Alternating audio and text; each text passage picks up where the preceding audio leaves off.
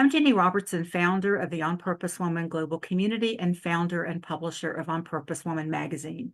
This is the speaker portion of our Connections After Hours gathering of the On Purpose Woman Global Community. Andrea Hylen speaks on Upleveling Archetypes, rewriting the stories of women and men. Andrea believes in the power of our voices to usher in a new world. She's the founder of Heal My Voice and the Incubator, an online coaching co-working space for women with writing and creativity support and coaching. She's the author of Heal My Voice, an Evolutionary Woman's Journey, and 14 more books. She's worked with hundreds of women and men who've written stories of trauma, loss, and grief to heal an old story, reclaim inner authority, and step into greater leadership in their lives. She's also a practitioner in Ancestral Lineage Healing in the Ancestral Medicine community of Daniel Foor. And you can find out more about Andrea's programs by going to her website, andreahylen.com. And that link is also in the text of this video for anyone watching. Andrea, thank you for being with us tonight. And you are on. Thank you, Jenny. And thank you, everyone, for playing in the breakout rooms by reflecting on stereotypes and ways that you have broken free. So as I'm beginning, I just want to give everyone a little bit of context around why I chose this topic. First of all, my mission is for women to have a voice at the dinner table in their communities, businesses, and in the world, and to work with men to create a world that works for everyone. In one of the offerings to my clients every year, I have the Incubator, an online co-working space for women creatives who are writing books, blogs, developing programs, and exploring creative self-expression. Every year, a topic chooses me. It usually comes through a dream, and I write about it for 100 days. And at the core of the writing is an invitation for women to explore personal power and leadership. It happens that the topic that came to me in a dream in March was Upleveling Archetypes, rewriting the stories of women. And I added, and men, because as we rewrite the stories of women, it affects men. We affect each other. We are interconnected. So I'm telling you this because today is my first attempt at opening a conversation with this idea and asking questions around it. I don't see myself as an expert around this topic. Like, my intention is to actually open the box with you and look inside, and sharing this with you today is a step in the process. So thank you for participating in this way, even though I didn't tell you that in advance. So, all right, I'm going to begin first of all. So I'm just unpacking this, right? I've opened the box, I'm unpacking this. I'm going to begin with some of the intellectual mind definitions and quotes from experts around archetypes. Then we're going to drop into the heart with some stories. So let's just begin with, what is an archetype? Well, the dictionary definition is a very typical example of a certain person or thing. So as I was expanding it, trying to come up with simple words for us to just dive into this, it's a prototype, it's a model, it's a pattern, it is a stereotype, it is a myth or story that describes something in the human condition. So they are universal symbols that help us understand something that's going on in the unconscious. So although we can trace the conversation of archetypes all the way back to Plato, all the way back to Greeks and Romans and stories in all cultures, myths that have been written, it was Carl Jung who listed 12 main archetypes as he described it, an inherited idea or mode of thought that is present in the unconscious of the individual. So some of the examples are the hero, the explorer, the creator, the ruler, and the caregiver.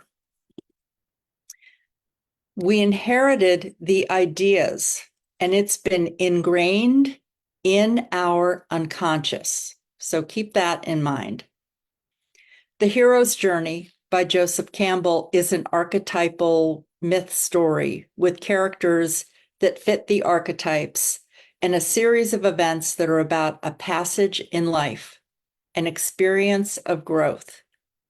Most novels, films, and plays use the formula, like from The Hero's Journey, with these archetypal characters. And you can think about The Wizard of Oz.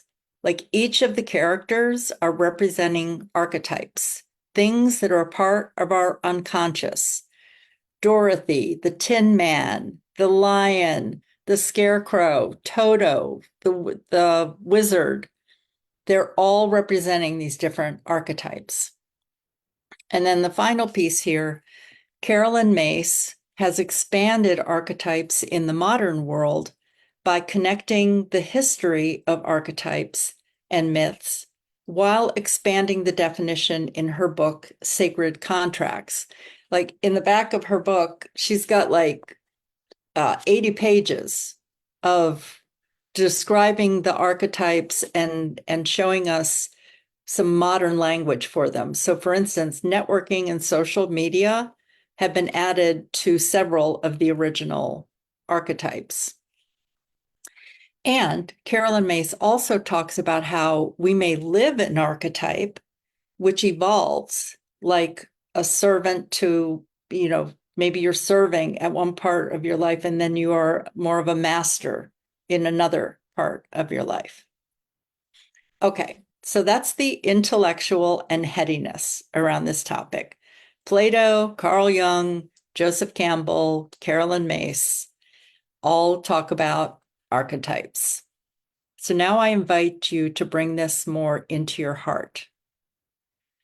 Archetypes can be applied to roles we played in our families and roles that society expects from people according to your gender, your age, your race, and your culture. And the roles can become limiting and stereotypical. So the stories we tell and the meaning we attach to them can at some point help us feel really grounded, like, oh, I know who I am. I have this role that I'm playing. But it can also be a place where you get stuck. So it's like the familiar and the outdated. All right, I'm going to give you an example. I'd like to tell you about my great-grandmother, Lucy Adelaide McAllister. So after graduating from high school, she studied and became a school teacher. She met the superintendent of schools, who was 20 years older than her. They fell in love and got married when she was 20 and he was 40. Their first child was born 8 years after they married, when Lucy was 28, and her husband died 3 years later after their daughter was born.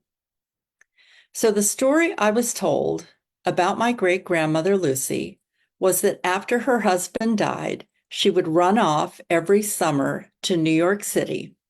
She would abandon her daughter, who would spend the summer with her grandmother, which was Lucy's mother. When I was doing some ancestral lineage investigation, I discovered a piece of information that was left out of the story. During the summers, Lucy attended classes at Columbia University in New York City. She was furthering her education. One summer, she met the man who would become her second husband, and they moved to upstate New York. Lucy's daughter lived with them during the school year, and she spent part of the summer with her grandmother in Virginia. So I also know that Duncan, the husband, my great-grandfather, was born in Scotland in 1856. Lucy's family had lived in Virginia since the late 1600s. And I like to think that their passion for education and learning and the rich history of each of their lineages drew them together. I see Lucy as an explorer, a teacher, and a seeker. The first story was passed down as gossip, a story told with judgment, criticism, eye-rolling, and it carried shame and guilt, defining Lucy as someone who abandoned her daughter. The other story focuses on a woman who had courage, who was tapped into her talents and skills, and those are actually a part of her lineage because that line of ancestry love learning. They are lifelong learners. You know, not everyone had degrees, but they were always learning. Lucy's daughter, my grandmother Helen, was a self-taught botanist, farmer, photographer, environmentalist, artist, inventor, entrepreneur, and salesperson. Helen and my grandfather Phil lived off the land in Cape Cod, Massachusetts for over 60 years. They navigated the Great Depression, poverty, and World War II by learning and trying new things. The original story about my great-grandmother Lucy was that she was a bad mother for leaving her daughter all summer. And when I add in that she studied at Columbia University, that paints a somewhat different picture, right? So also, I'll just add, I hope she had fun. I hope that while she was in New York City and her daughter was with a loving grandmother, that she also had fun. The life my grandmother Helen lived during the summers really fed her mind and spirit and served her well during a more challenging time in the world. And I don't know if she liked her grandmother, but the things she learned by living in the country were passions that she embraced as an adult and she continued to learn from. So one of the things I've been pondering is what happens when the archetype of mother as caregiver is so defined with expectations that it limits a woman from following her passions, talents, and skills. And another question I've had is how are archetypes that are ingrained in our unconscious minds limiting us from expressing our true potential? I feel like by the way that we tell the stories about women in our life, since here we are women in a group for women, we can either put ourselves into a box or we can free ourselves. And I've been wondering about, have we defined humans with black and white thinking and limiting? I mean, when I think about my parenting style, the archetypes are creator, artist, explorer, mentor. I've always seen myself more as a mentor from the minute my kids were born. Now, I was a caregiver. I did breastfeed my kids and I took care of them when they were sick. I fed them, clothed them, took care of them. They're all, I have 3 daughters who made it to adulthood and are living their lives successfully. But being an artist does not limit my ability to caregive when needed. It's just that caregiving is not my superpower. It's something I do because I love my children and I love people. So I caregive as part of that. But Carolyn Mace writes about the complexity of the mother archetype and the contemporary archetype of working and career mother and the crises that women experience while trying to be the devoted mother. And I wonder if that's why postpartum depression is so prevalent. Not only a hormonal imbalance, but the expectations around giving everything to our children and the perfection that is expected of women. Also, the archetype of mother and mothering can be fulfilled by building a business, writing a book, being a chef.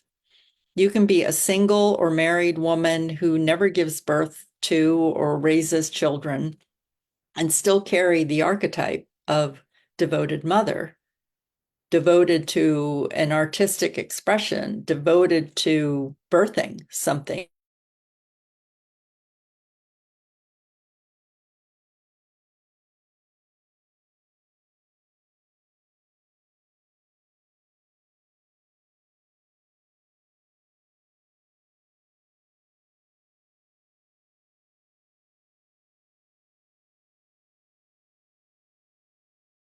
So am I stuck or is Andrea?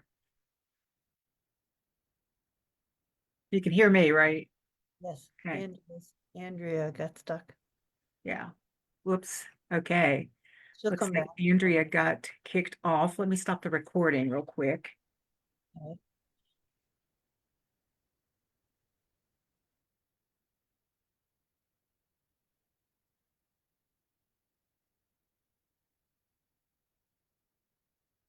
If I stop the live stream, can I start it back up again though? Don't think I can. It would just show us, it would show us another one. Right, right. There'd be two together. I'd rather just sit here and let's just wait for Andrea to come back in than to try to do two different things together. So It still shows on mine that Facebook is still going.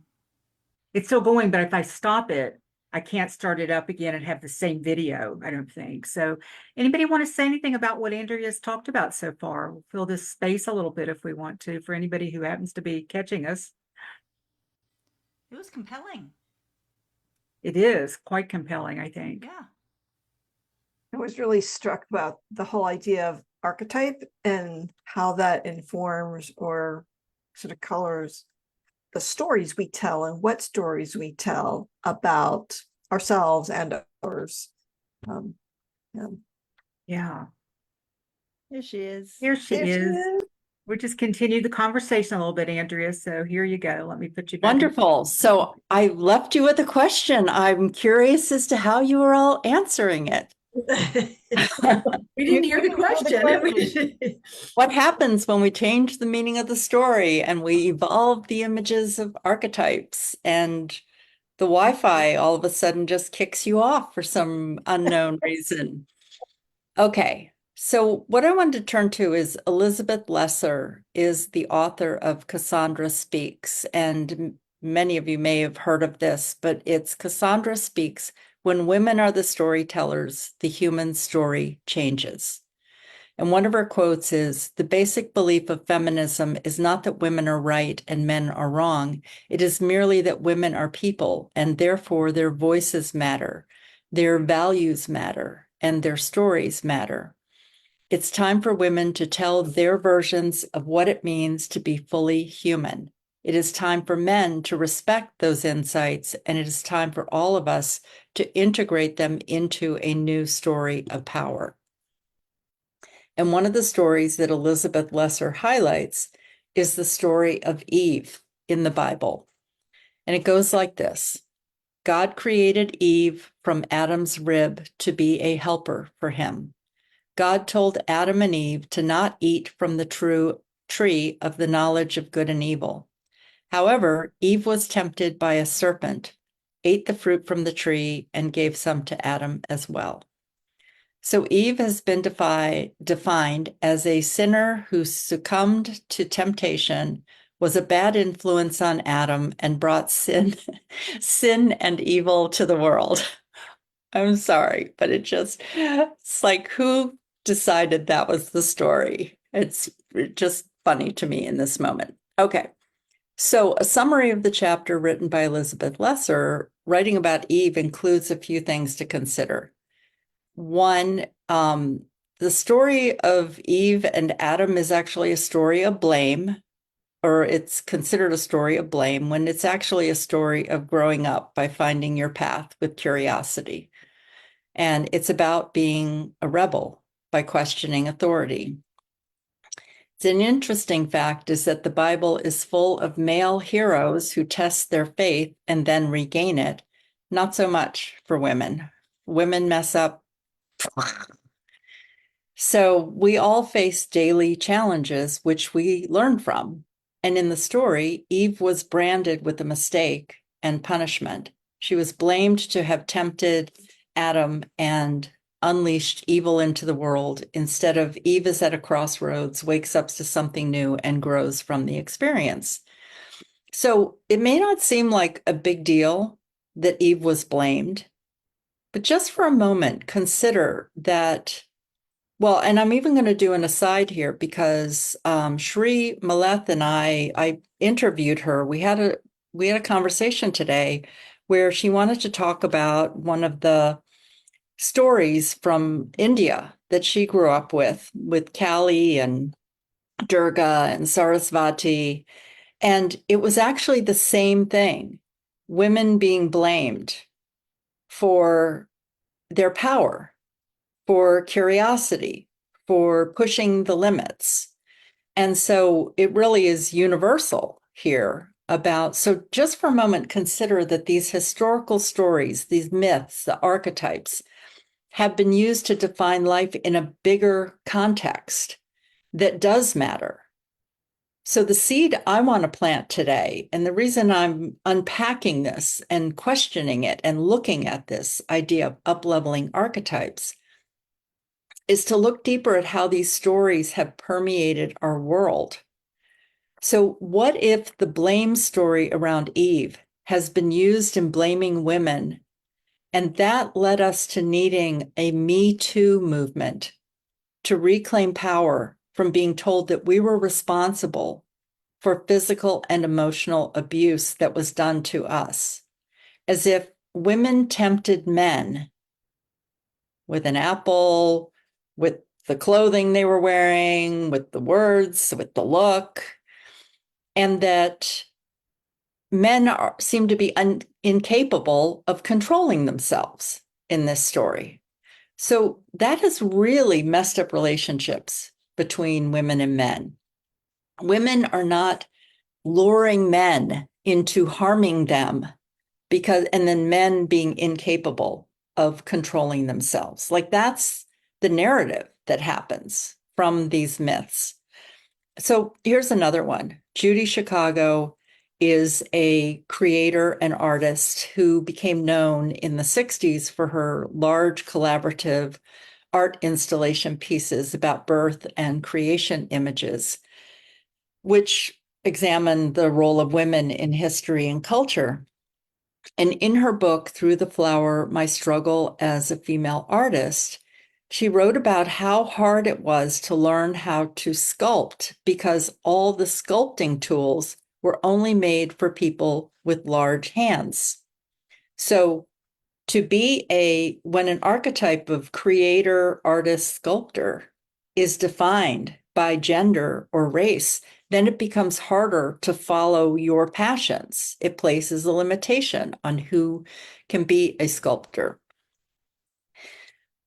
Upleveling to me means to question and update the images, to rewrite the stories of your ancestors and women and men in history, to remove the blame and shame of a story and to see what the true potential is that is driving their passions. So what would happen if we question the stories? What would happen if we began to interpret them differently? I feel it's coming up for me in two ways, and this is something contemporary. One of the archetypes is ruler. So this is an archetype around leadership. And I wonder, what is it going to take for us to change our image of leadership and authority for there to be a female president of the United States? You know, we broke free of the old white male historical by electing Barack Obama as president, and there's still more change that's needed.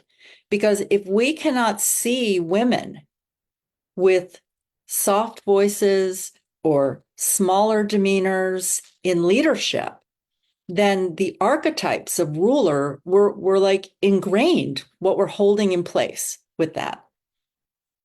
And then the other archetype I wonder about is, I was like going, wait, what's the basis? The word I have here is peacemaker, which is not one of the original archetypes, but it's probably in the healer or maybe magician. So this is a quote from Elizabeth Lesser also. What if our myths and teaching tales had purposely led humanity to believe that it was the ultimate sign of strength to nurture and love? Like, what if we led humanity that way?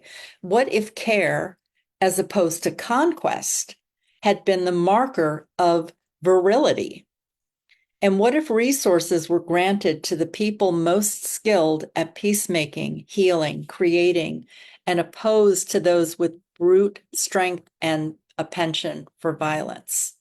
So changing the stories from war and conquest to peacemaking and collaboration changes the world for women, men, and children. Archetypal patterns awaken our divine potential. There is truth in the archetypal patterns and how they play out in our lives. So it's up to us to up-level the images. So I'll just leave you with a couple of thoughts that, like, consider up-leveling your stories and ideas through creativity. Become the storyteller. You can also read books, go to films and plays that are written by women, and question the stories and reinterpret the old stories, even the classics, the myths, the archetypes. Question them and begin to bring in new imprints of these stories into your mind. And I'll just leave you. I know Ginny started with talking about my website. If you want to go, if you're curious about the incubator, you're curious about this topic.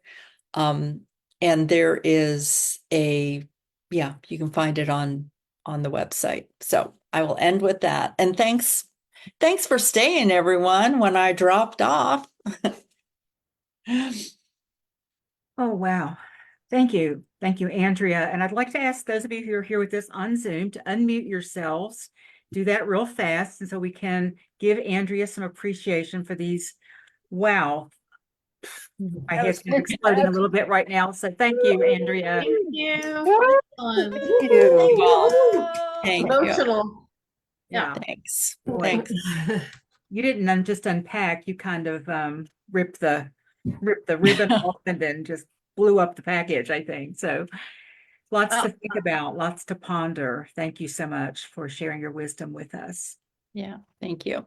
And I want to thank anyone who's watching this live or the replay. If you want to join us for one of our Zoom gatherings, go to my website, opwgc.com, where you can find out all about our community and magazine.